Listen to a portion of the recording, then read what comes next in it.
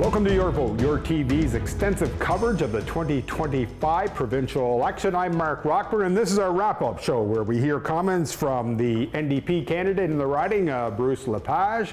We hear comments from Maxwell Grove. We'll hear comments from David Piccini's victory speech, as well as an interview conducted with yourTV on election night. But we're happy to have David Piccini inside the yourTV studio this morning. David, it's been about 5 days since the election. How's it going, and have you came down off the high? Because I say a high because that is your campaign night. Thursday is the first time in the 20-some years that I've done this job that I've been inside a campaign headquarters on election night, because usually I'm in the studio either producing a show or being part of a panel. So it's the first time to be involved in watching the reaction of people, yourself, on election night as the results come in. Yeah, it was exciting. I mean, I've always make a point of joining the team to watch the results come in. We know with the electronic tabulators that we see results pretty fast, and the result, of course, was declared at 9:08, 8 minutes after 9, after polls closed.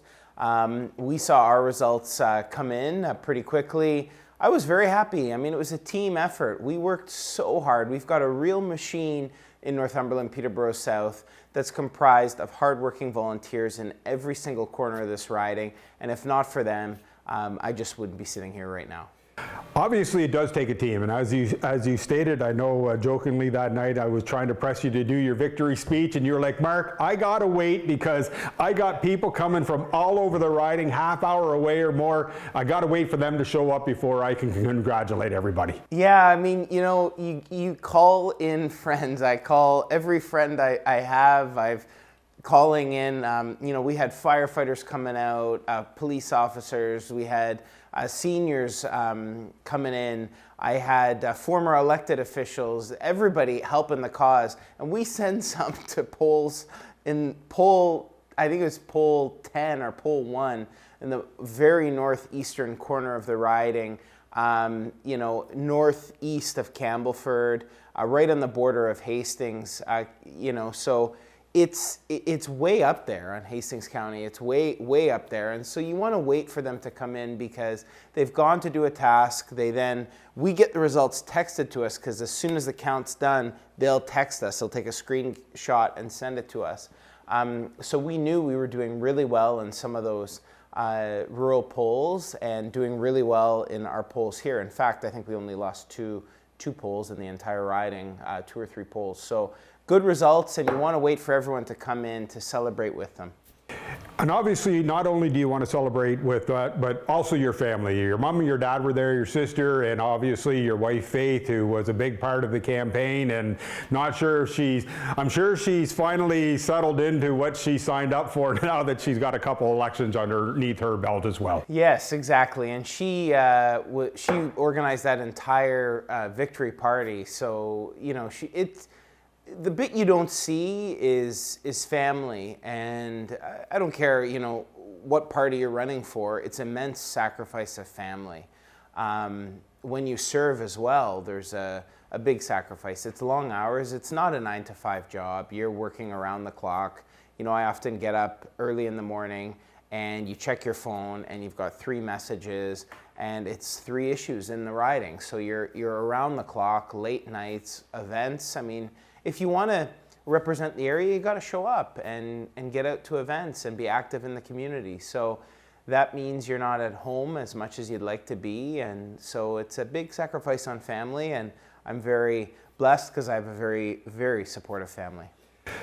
So let's talk about, we'll hear comments, from Bruce and Maxwell right when we go to break. But one thing I will say to you, and I'm not sure if you've had a chance to talk to them or whatever, but both of them have signed up for 2028 or whatever time the next election. So you know two of your next candidates, that both the Green Maxwell Grove and NDP Bruce Lepage have committed to run in the next provincial election. You may be there. Who knows what your future holds in the riding? But what do you say to the other candidates? And what do you say with the fact that those candidates are now going to commit for the next 4 years to start building themselves towards the next election? Good on them. I mean, as I said on election night, our democracy is stronger when people have the courage of their convictions. to put their name on the ballot. I'm always impressed when people have the courage of their convictions to get out from behind the keyboard and put their name on a ballot as well. So, good on them. I wish them the best of luck, and bring it on. Like, we're ready to go. We've got a fantastic team. I'm looking forward to the next 4 years to continue working hard for this community. We've got, these tariffs, which, as of today, the day we're filming this, are coming into effect that are going to have a devastating impact on our jobs. This election was a referendum on leadership. Premier Ford is standing up to Trump. He's Captain Canada on this. And so we've got to support our workers in the community, support our economy, and make sure we're protecting jobs. I will say it is March 4th, and I will ask David a little bit more on tariffs and what we can expect. Obviously, with this just the first day of what is happening from the south of the border and an election, so we will get into that a little bit. I just want to continue on with just the numbers here. So let's talk about local numbers. And what I want to bring up first is you've increased your vote count from last election. You've increased your percentage of the vote from 50.93 in 2022 to 52.10. Your margin of victory slipped a little bit, but talk about your numbers and how you have steadily increased through 3 elections, 3 times that you've been elected, you steadily increased that vote count. Yeah, I think for me, it's a real honor and a privilege to have the confidence of the community. And when you see over and over that margin grow, it's rare, I think, that you see that. Usually, in particular in governments, when you're in part of government, it's rare to see that. So to continue to grow my margin, it's a result, as I said, of a team. I also think it's pretty historic to see 3 consecutive majorities.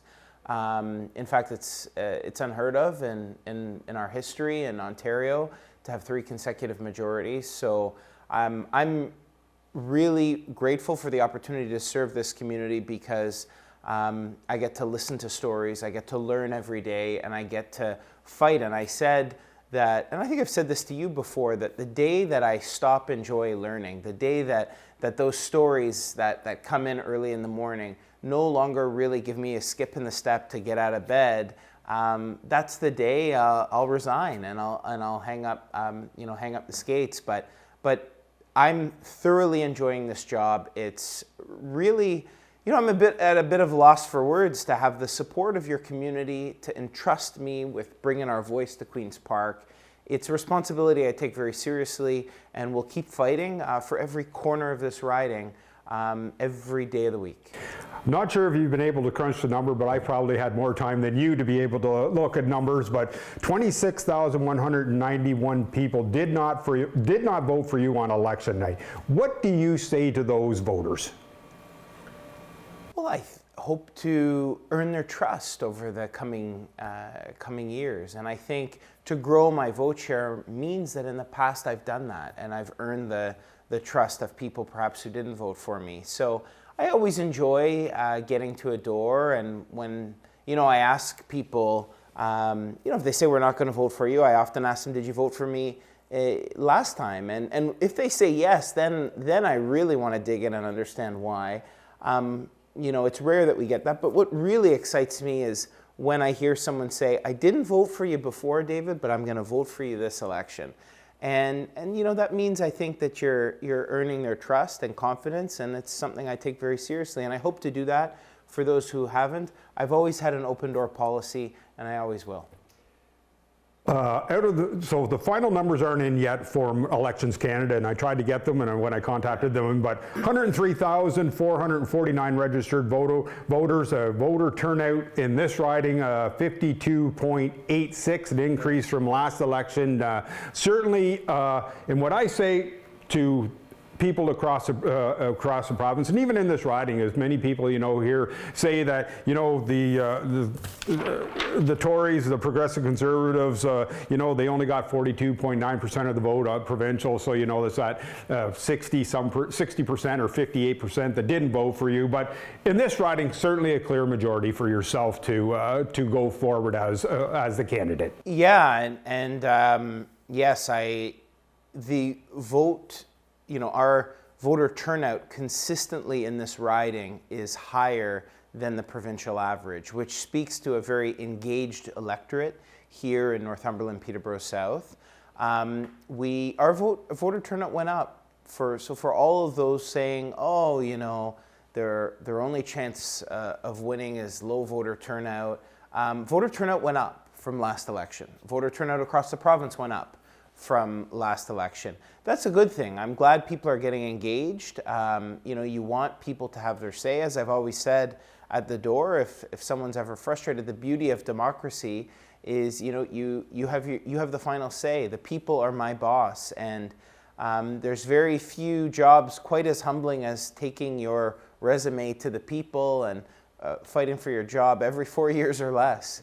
And so ultimately, the people of our community had their say, and to have such, to think 28,480 some odd people cast their ballot for me, and that's something that I take very seriously, and I'm very grateful for them taking time out of their day to put the ballot, to put my name, to put their X by my name on the ballot. David, we're up on break, and when we go to break, we'll hear comments from the NDP candidate Bruce Lepage, and we'll hear comments from the Green Party candidate Maxwell Grove. After those comments, don't go away. We'll be right back for the second half of the show of Your Vote, yourTV's extensive coverage of the 2025 provincial election. I think provincially we did really well. I'm very happy with the results. We're still the official opposition. That's huge for us. I'm happy with a lot of good people have returned to office. I think we've got something starting here. I had 3 weeks. I've been a politician for 3 weeks now. We've made a lot of great connections. We've got a lot of young people involved. The future for this party in Northumberland, Peterborough South, although it won't be Northumberland, Peterborough South in the future, is bright. We've got 4 years to build again. But every single day between now and then, we're going to hold Mr. Piccini and Mr. Ford to account for the people of this riding. Well, we didn't get the numbers that we wanted to see. However, after our party, I went home and I checked out the polls, and it turns out I'm one of the top 25 Green candidates for the whole province. So considering it's my first campaign, can't argue with that. I would say congratulations. I would hope that, I know he really would like to get the Campbellford Hospital up and running, so I would like to just give him the best of luck that he can put those resources in place, because I think it's one of the best things that we can do for the community.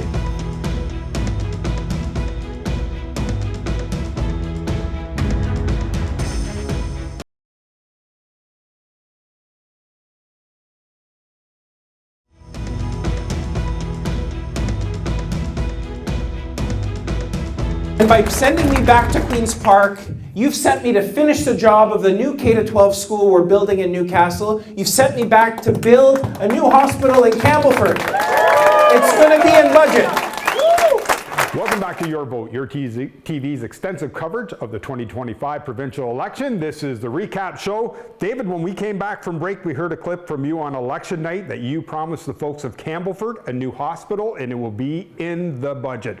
Talk to me about that comment and what prompted you to say that, because we see that community is growing. We see that they're putting money in their infrastructure, in their community. The recent new recreation facility with the new arena, and a bold statement made by you on election night in front of your supporters. Yeah, it's because I mean it, and I fought hard for this hospital, and wanted to campaign on it in this election, because to show the voters and to show the people of Campbellford how serious I am about delivering on the promise I made to them for a new hospital. It is a growing community, Rob, you're right, Mark, and it's they said when I was elected, Mayor Crate first talked about the number of building permits that they have in that community, how that community is growing. They wanted a new rec center. So I fought really hard for the rural areas in this riding. It's a growing community, Trent Hills, Warkworth, Campbellford and Hastings. And that hospital caters to far more than just Trent Hills. Hastings, all of the rural areas surrounding Peterborough, and it's intertwined with both NHH and Peterborough Regional Health Center. So, with our aging population, with the state of that facility, I've made it a point to fight for that hospital, for NHH, and I intend to deliver on my promises. Have you heard when you might get sworn in and when we might see you back in the legislature? No, I haven't. We have a caucus meeting tomorrow. I'll be heading into Toronto. I'm going to take train 651 into Toronto tomorrow morning for that caucus meeting. And I expect likely I'll hear more there. The Premier did say he can't swear a cabinet in before March 17th. So I'll stand by, and I look forward to getting back to work. These tariffs are real. We got to get to work. I asked you on election night, and I'll ask you again tonight. Are you still willing and hoping that you stay in as the Minister of Labour, Immigration, Training and Skills Development, or are you wanting something else as a cabinet post? I love the Labour portfolio, and as I said to you then, and I'll say it again now, I love the ability to shape lives, to help people with better training, better jobs with bigger paychecks, and that's really at the genesis of what we've tried to do with the trainings. I told a story on election night of a young man learning the trades who's building an affordable house he's going to soon move into. So I really hope to come back because there's a lot more that I haven't done, but ultimately I'll serve in whatever capacity is asked of me. So what is your priorities for this riding now that you've been re-elected? Good question. So priorities are many, and it includes realizing energy security with the Wesleyville project, which is the most massive jobs and will have the largest economic impact, I think, ever in our riding. That new hospital in Campbellford, affordability issues. We have to be a more productive society. We have to break down interprovincial trade barriers, which can mean a better economy right here at home. We have to break down the constant, never-ending back and forth of permits and delays, and we have to speed things up at the municipal level, or we're not going to realize the potential of rural Ontario. So these are some of the things we want to work with. We're going to keep trying to put more money back in people's pockets. We've never raised taxes. We never will. We've looked at ways to remove tolls, to improve public transit. So we have a number of major projects we've got to get off the ground. And last but not least, supporting our agriculture community. We've invested in innovative technologies that's helped increase the yield. But one of the things, a job that I got to finish, is work on our skills development fund with our agriculture community. I've sat down with our Federation of Agriculture. I'm laser focused on inspiring and working with them to train the next generation of farmers. One of the big topics that came up during this election, David, locally is obviously the Notre Dame Public School. Accusations made that you won't take a phone call, you won't take a meeting with them, you won't help that school out, help solve their problems. I want to give you the time now to respond to that question. Yeah, that's unfortunate accusations, likely from an out-of-touch union. It's false. I've met with the school. I've met with the school board. I've visited the school, and we'll work with them to address these issues. And I would say, don't point to lip service. Just point to results. I sat down with families.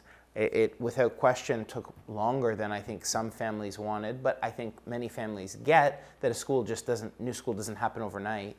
But we delivered a new K-12 school in Newcastle. I announced that before the election.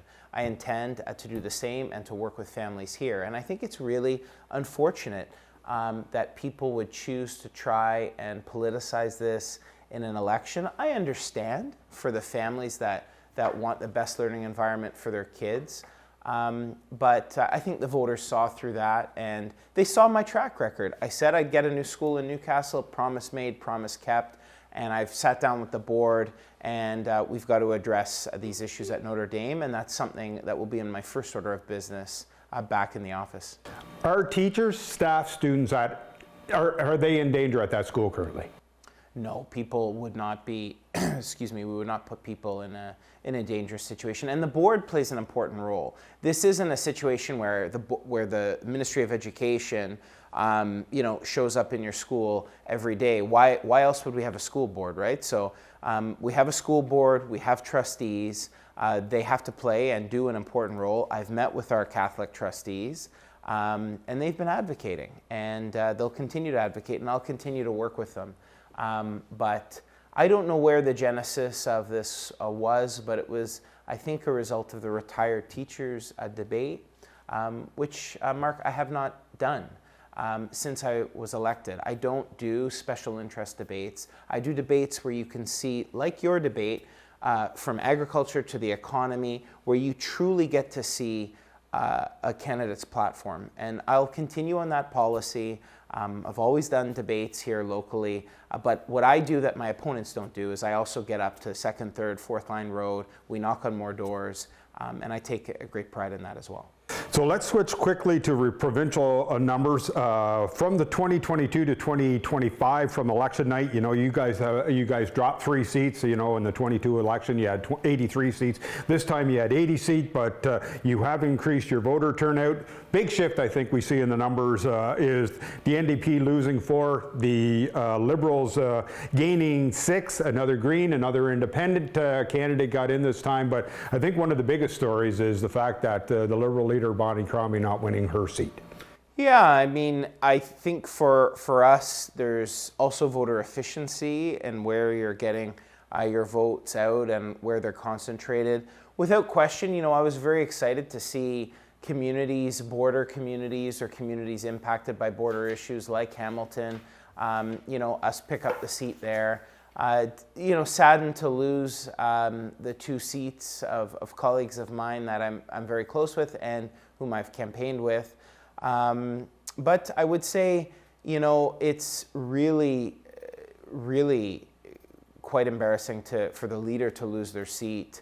And, I don't think the message was resonating. And I think we saw during the campaign, many Liberals ran from their leader's track record. And you notice on their literature, including our local candidate, never had the picture of the leader, never mentioned the leader, in debates or things like that. And I think it's because the leader wasn't resonating with Ontarians, supports a carbon tax, wants to raise taxes, said some really bizarre things over the course of the election, challenging the Premier to a push-out competition. He and I had a good laugh about that, but it was just bizarre. So look, as I said, anyone who puts their name on the ballot, big respect. I think disappointing for them. I think every party had some things that they're excited about. Every party had some things that they were disappointed about. So I don't think, honestly, we could look at any party and say, hey, like for the Greens, they got 2 seats for the first time ever, but they didn't win the riding they wanted. You saw the problems for the Liberals. For us, we lost a seat that I was really wanted to keep, but we also grew our vote, our peer vote count, and I grew my vote share. So I think everybody has some things that they wish they could have done better and things that they're very happy with. Obviously, this election was called because you said you didn't have a mandate to fight terror. So let's fight. Today's March 4th. They're supposed to go into place. They did go into place. What's Ontario's response going to be? And obviously, it's early on. And the day of the time of this taping, everybody, I just want to let you know there's been no official announcement from Premier Ford as to what the ramifications are going to be. That will be covered in future references or future shows with David on Queen's Park Report. But early on, your thoughts of what we can do. Well, I think we'll see the premiers and prime ministers respond later today, but we've been very clear that when it comes to protecting workers, we'll do that. We have the Skills Development Fund out of the ministry I formerly held that will keep supporting workers. We've talked about we're the largest purchaser of alcohol. We will stop purchasing American alcohol. We will not allow American firms to bid in our tens of billions of dollars of infrastructure projects, which will be devastating. The nickel, the high-grade nickel, over 50% of America's nickel imports come from our high-grade nickel here. Aluminum, uranium, and energy. The Premier was very clear. We'll turn the lights out in the United States, in New York State, where they receive a lot of power to keep the lights on. So these are just some of the measures. I don't want to presuppose what the Premier and Cabinet will ultimately decide on this, but I know the Prime Minister and Premiers, plural, have been working together on a Team Canada response, and you've heard the Premier. We don't want to be here, but you bet your bottom dollar that Canadians aren't the 51st state. We're not for sale, and we're not going to go down lightly on this. David, quick half hour. Thanks for taking time out of your busy schedule. Thank you very much for having me. You've been watching Your Vote, yourTV's extensive coverage of the 2025 provincial election. Thanks for watching. You've sent me back to build homes for a next generation. I think to stories, and I just want to tell 3 brief ones. Stories of the young man I met at the Habitat for Humanity project in Baltimore, who not only was building an affordable home where a next generation can call home, an affordable set of keys to start your family, but he was learning a set of skills. He was learning carpentry. We're expanding our training abilities, whether it's carpentry, whether it's millwrights, whether it's our laborers here in our community, or so many more. We are growing training opportunities for a generation that can proudly say they've built this province. For the healthcare workers, stories like Dr. Ali in Trent Hills. Previous governments had ample opportunity to take that doctor out of the Uber or out of an underpaying job and into a profession where they studied from whence they came. They didn't, we did. Now she's practicing as a family practitioner in Trent Hills, doing what she studied to do out of our country. Because we don't care where you're from. If you're a doctor and you're trained to be a doctor, you should be practicing family medicine here in our community. And that's happening.